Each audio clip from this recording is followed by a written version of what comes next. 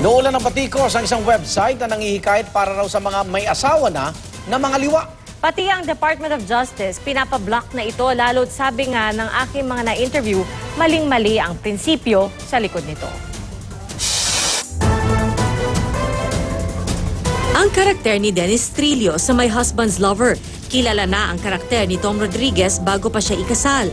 Hindi naman sinasadya ang pagkakakilala ng mga karakter ni na Lovie Poe at Ding Dong Dantes sa ang dalawang Mrs. Real. Ano't naman dahil may mga kasal na nasagasaan, marami nakapanood ang nainis. E paano pa kaya kung sadyain ng isang may asawa ang paghahanap ng ibang makakadate?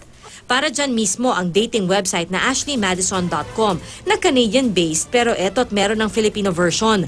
Pangako pa nga nito sa mga kliyente, hindi nila ibinubunyag ang totoong pagkatao ng kanilang miyembro para di sila mabuking ni Mrs. o ni Mr. Kinundi na ito ng Catholic Bishops' Conference of the Philippines. Una tigit sa lahat, ito ay isang negosyo na nakabatay sa immoralidad.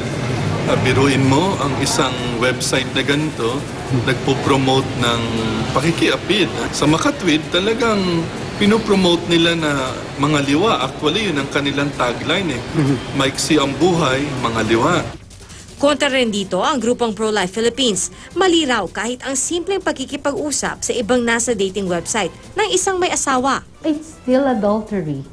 Yung emotion mo, you will be connected emotionally to whoever that person you are chatting with in the internet. Inatasan na ni Justice Secretary Laila De Lima ang DOJ Cybercrime Office na makipag-ugnayan sa telecom companies para mapigilan ang naturang website sa pag-ooperate sa bansa. It encourages adulterous acts, and adultery is a criminal act punishable under our general criminal law. Wala pang tugon ng ashleymadison.com sa issue.